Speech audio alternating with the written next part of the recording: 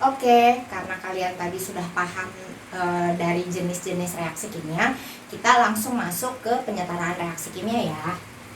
Nah, kalau misalnya kalian tanya, kenapa sih kita harus tahu jenis-jenis reaksi kimia? Jawabannya itu adalah supaya ketika kalian melihat suatu reaksi kimia yang panjang, kalian itu sudah bisa mendefinisikan, supaya kalian itu sudah bisa mengetahui, oh ternyata ini reaksi pembentukan, oh ternyata ini reaksi penguraian, oh ternyata ini reaksi pembakaran, seperti itu. Nah, kita masuk ke contoh yang pertama untuk membahas dari penyetaraan reaksi kimia. Coba, kalau misalnya kalian lihat dari reaksi yang seperti ini, ada CH4 plus O2 menghasilkan CO2 dan H2O. Kira-kira ini reaksi apa sih? Ayo, reaksi apa? Ini reaksi pembakaran ya, karena ada O2 dan hasilnya itu CO2 dan H2O.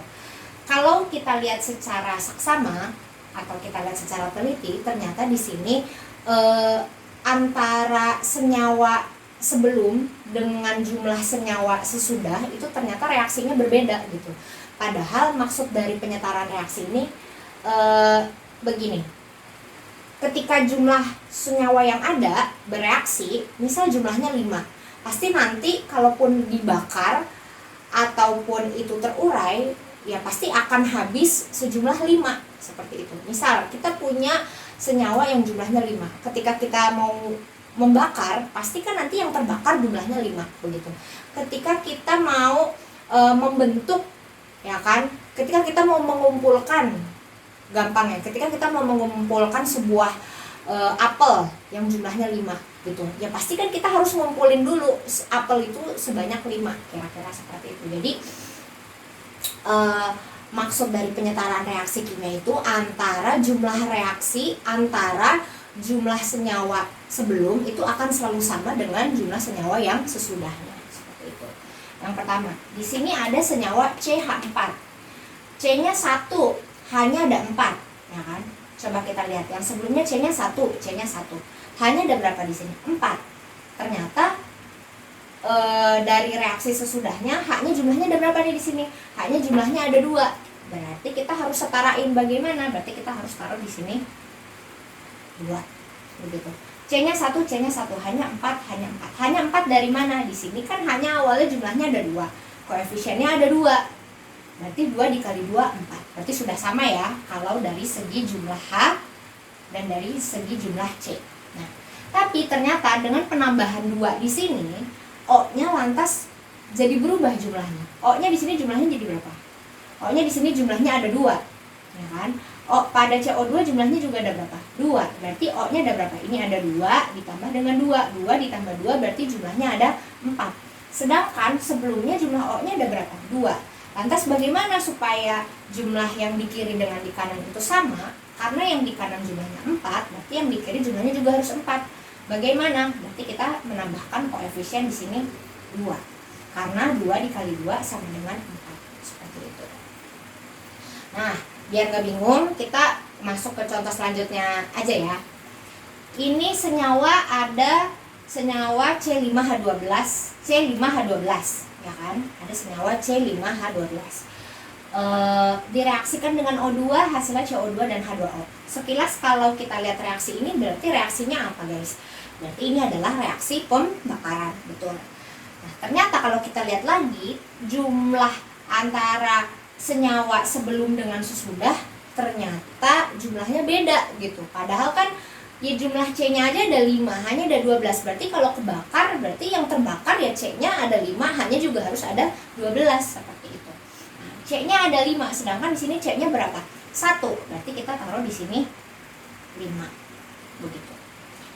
H-nya ada 12. Sedangkan di sini H-nya ada berapa? 2. Berarti kira-kira harus ditaruh berapa sih? Harus dikali berapa sih supaya si H ini harus dikali berapa sih? Harus dimasukkan koefisien berapa sih supaya jumlah H-nya itu ada 12? Berarti harus dimasukkan berapa? 6. Karena 6 dikali 2 sama dengan 12. Jadi gimana ya? Kira-kira seperti ini.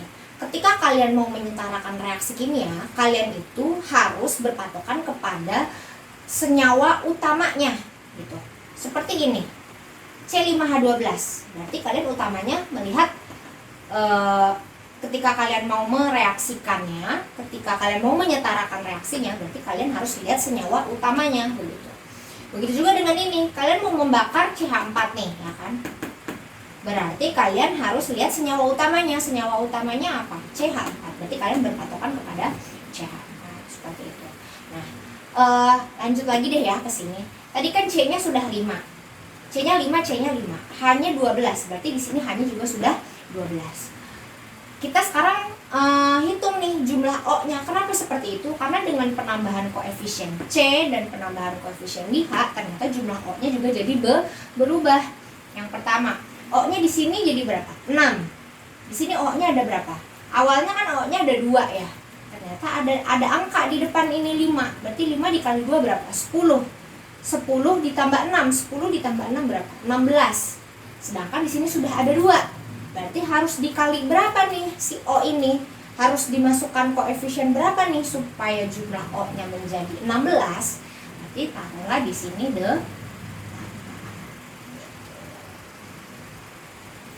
itu ya, coba kita lihat. C-nya ada 5, C-nya ada 5. H-nya ada 12. H-nya ada 12. O-nya ada 5 kali 2 10 ditambah 6, 10 ditambah 6, 16. Berarti di kanan O-nya ada 16. Di kiri tadi hanya ada 2. Berapa? Harus dimasukkan bilangan supaya menjadi 16. Berarti dimasukkan 8. Karena 8 kali 2 sama dengan 16. Seperti itu. Lanjut, contoh yang ketiga. Senyawa utamanya berapa nih? Senyawa utamanya apa nih? Senyawa utamanya kan C2H6. C-nya ada 2, sedangkan di sini C-nya ada 1. Berarti masukin di sini 2. H-nya ada berapa? H-nya ada 6. Berarti masukkan di sini berapa? Karena di sini hanya sudah ada 2 nih. Berarti harus dimasukkan bilangan berapa supaya jumlah H-nya itu 6? Berarti harus dimasukkan bilangan 3. Ya kan? Atau kita buat koefisiennya menjadi 3. Jadi angka yang di depan suatu senyawa itu adalah koefisien namanya. Nah, C-nya ada 2, C-nya ada 2. H-nya ada 6, H-nya sudah ada 6. Nah, sekarang apa lagi yang harus kita hitung? Ternyata jumlah O. Karena dengan penambahan koefisien di sini, O-nya juga jadi berubah. Di sini O-nya ada berapa? 3. Di sini O-nya ada berapa? 2 dikali 2, 4. Berarti 4 ditambah 3. 4 ditambah 3 berapa? 7. Ya kan? Sedangkan di samping kiri O-nya jumlahnya sudah ada 2. Lantas dikali berapa nih supaya di kiri jumlahnya menjadi 7? Seperti yang di kanan, ya kan? Berarti kita bisa masukkan nilainya 7/2 gitu. Kenapa seperti itu? Karena 7/2 dikali O2 itu hasilnya 7. Lihat ya, 2-nya dicoret, 2-nya dicoret. Jadinya kan O-nya menjadi nilainya 7 gitu. Seperti itu ya. Jadi di sebelah kiri jumlah O-nya ada 7, di sebelah kanan O-nya juga sudah ada 7 gitu. Kita lanjut ke contoh yang terakhir. Ada senyawa KClO3 menjadi KCl dan O2. Coba kalau kalian lihat. Reaksi seperti ini kira-kira reaksi apa sih? Apa reaksi pembakaran kah? Apa reaksi penguraian atau reaksi pembentukan? Ayo, apa? Ini bukan reaksi pembakaran ya, karena kan tidak ada CO2 dan tidak ada H2O. Apakah ini reaksi pembentukan? Bukan juga, karena lihat senyawa kompleksnya si KClO3 ini ternyata posisinya ada di kiri.